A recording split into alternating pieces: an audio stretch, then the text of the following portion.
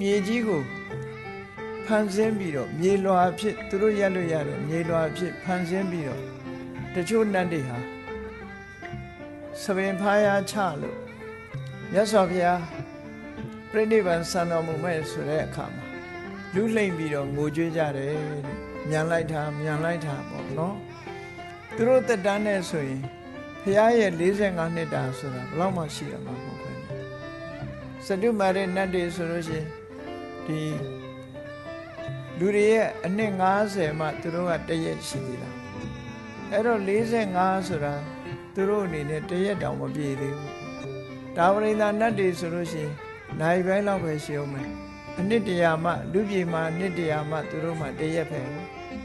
အဲ့တော့အဲ့ဒီနှုံသားနဲ့တွက်ကြည့်လို့ရှိရင်မြတ်စွာဘုရားအခုပဲလောကမှာပေါ်ထွန်းခုပဲတရားဟောပြီးအခုပဲပြိဋိဘံဆံသွားတယ်လို့အလွန်မြန်လိုက်တာလောကကြီးဟာအင်မတန်မှလူတွေကိုအလေးအောင်ပေးပြီးတော့အမြင်မျက်စိကိုဖန်တီးပေးတဲ့မြတ်စွာဘုရားကြီးဟာမကြာခင်ပဲကွယ်ပြောက်သွားတော့မှလို့ဆိုပြီးတော့ဝမ်းနဲ့ပန်းနဲ့မြေကြီးပေါ်မှာလူးလိမ့်ပြီးတော့ငိုကြွေးနေကြတာကိုမြတ်စွာဘုရားမြင်ရတယ်ဆိုတဲ့အကြောင်းပဲတချို့နတ်တွေကြတော့ကောင်းကင်ယံကိုမြေအဖြစ်ဖန်ဆင်းပြီးတော့ကောင်းကင်ယံမှာပဲလူးလိမ့်ပြီးတော့ငိုကြွေးနေကြတဲ့နတ်တွေလည်းရှိတယ်တဲ့လူးလိမ့်ပြီးတော့ငိုကြွေးနေကြ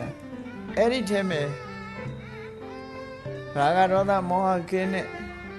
ယဟန္တာနတ်မြမာတွေလည်းပါလာကြတယ်အဲ့ဒီယဟန္တာဖြစ်တဲ့နတ်တွေမြမာတွေကြတော့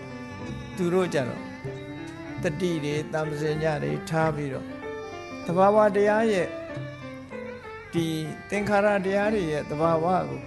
အသိဉာဏ်နဲ့ဆင်ခြင်စဉ်းစားပြီးတော့တန်ဝေခပဲဖြစ်ပွားနေအနိစ္စသင်္ခါရအကြောင်းတရားတွေကဖန်တီးထားတဲ့သင်္ခါရတရားဆိုတာဖြစ်လာပြီးရင်ပျက်စီးသွားတာဓမ္မတာပဲတန်ကုဋ္ဌိထလဘ္ဗဘယ်သူကပါတတ်နိုင်ပါလဲတဘာဝဆိုတာဒီတိုင်းပဲလို့အဲ့ဒါလို့အတိတရားနဲ့ပဲဖြစ်သိမ့်ပြီးတော့နေကြတာနတ်တွေအမျိုးမျိုးပတ်ဝန်းကျင်မှာမြတ်စွာဘုရားဖူးမြော်မှုရောက်ရှိနေကြတဲ့အကြောင်းသောကပရိဒေဝတွေဖြစ်နေတဲ့အကြောင်းမြတ်စွာဘုရားသခင်ကိုရောမြတ်ကအဲ့ဒါလို့ရှင်အနန္ဒာကိုရှင်းပြတယ်